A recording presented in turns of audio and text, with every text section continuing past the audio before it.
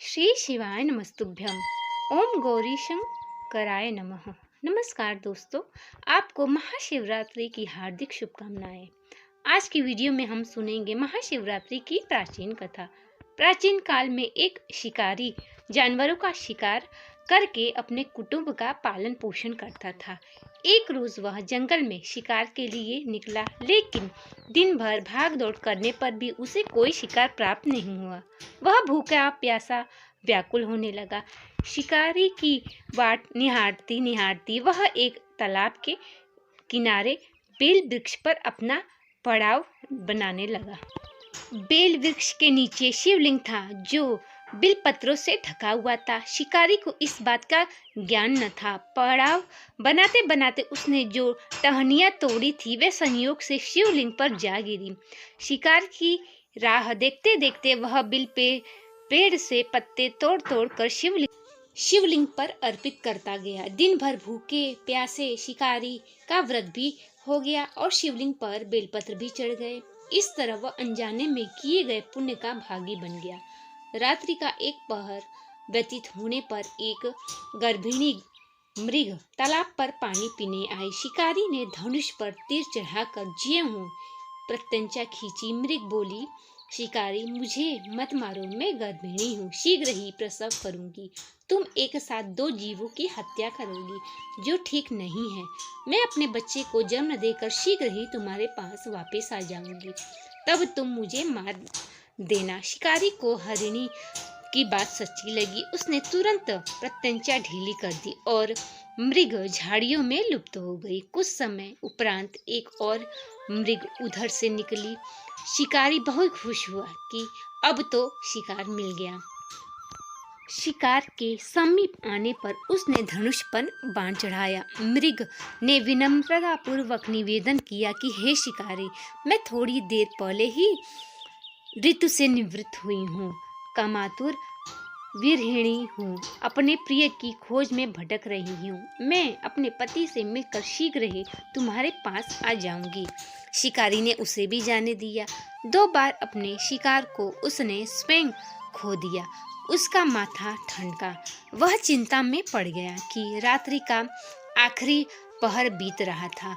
तभी एक अन्य मृग अपने बच्चों के साथ उधर से निकली। शिकारी के लिए यह स्वर्णिम अवसर था। उसने धनुष पर तीर चढ़ाने में देर न लगाई। वह तीर छोड़ने ही वाला था कि मृगी बोली, हे शिकारी, मैं इन बच्चों को पिता के हवाले करके लौट आऊंगी।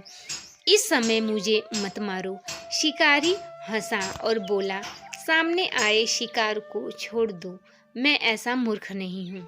इससे पहले मैं 2 बार अपना शिकार खो चुका हूँ। मेरे बच्चे भूख प्यास से तड़प रहे होंगे। उत्तर में मृग ने फिर कहा कि जैसे तुम्हें अपने बच्चों की ममता सता रही है, ठीक वैसे ही मुझे भी अपने बच्चों की चिंता है। इसलिए सिर्फ बच्चों के नाम पर मैं थोड़ी देर के लिए ही जीवन दान मांग रही हूँ। हे शिकारी, मेरा विश्वास कर। मैं इन्हें इनके पिता के पास छोड़कर तुरंत लौटने की प्रतिज्ञा करती हूँ। मृग की दीन स्वर सुनकर शिकारी को उस पर दया आ गई। उसने उस मृगी को भी जाने दिया। शिकारी के अभाव में बेल वृक्ष पर बैठा शिकारी बेल पत्र तोड़ तोड़ कर नीचे फेंकता जा रहा था। फिर उसने देखा कि एक हृष्ट पुष्ट मृग उसी रास्ते पर आया। शिकारी ने सोच लिया कि इसका शिकार वह अवश्य ही करेगा। शिकारी तनी प्रत्यंचा देखकर मृग विनती स्वर में बोला, हे शिकारी भाई, यदि तुमने मुझसे पूर्व आने वाली 3 मृगियों तथा छोटे छोटे बच्चों को मार डाला है तो मुझे भी मारने में विलंब न करो, ताकि उनके वियोग में मुझे एक क्षण भी दुख न सहना पड़े। मैं इन मृगियों का पति हूँ। यदि तुमने उन्हें जीवन दान दिया है तो मुझे भी कुछ क्षण जीवन दान देने की कृपा करो। मैं उनसे मिलकर तुम्हारे सामने उपस्थित हो जाऊंगा। मृग की बात सुनते ही शिकारी के सामने पूरी रात का घटना चक्र घूम गया। उसने सारी कथा मृग को सुना दी। तब मृग ने कहा कि मेरी 3 पत्नियां जिस प्रकार प्रतिज्ञाबद्ध होकर गई हैं, मेरी मृत्यु से अपने धर्म का पालन नहीं कर पाएंगे। अतः जैसे तुमने उन्हें विश्वास पात्र मानकर छोड़ा है, वैसे ही मुझे भी जाने दो। मैं उन सबके साथ तुम्हारे सामने शीघ्र ही उपस्थित होता हूँ। उपवास, रात्रि जागरण तथा शिवलिंग पर बेलपत्र चढ़ाने से शिकारी का हिंसक हृदय निर्मल हो गया। उसमें भगवत शक्ति का वास हो गया। धनुष तथा बाण उसके हाथ से सहज ही छूट गए। भगवान शिव जी की अनुकंपा से उसका हिंसक हृदय करुणा से भर गया। वह अपने अतीत के कर्मों को याद करके पश्चाताप की ज्वाला में जलने लगा। थोड़ी ही देर बाद मृग सपरिवार शिकारी के समक्ष उपस्थित हो गया ताकि वह उनका शिकार कर सके। किंतु जंगली पशुओं की ऐसी सत्यता, सात्विकता एवं सामूहिक प्रेम भावना देखकर शिकारी को बड़ी ही ग्लानि हुई। उसके नेत्रों से आंसुओं की झड़ी लग गई। उस मृग परिवार को न मारकर शिकारी ने अपने कठोर हृदय को जीव हिंसा से हटा सदा के लिए कोमल एवं दयालु बना लिया।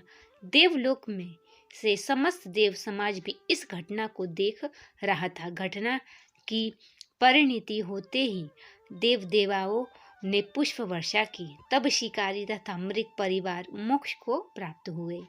तो दोस्तों, ये थी महाशिवरात्रि व्रत की कथा।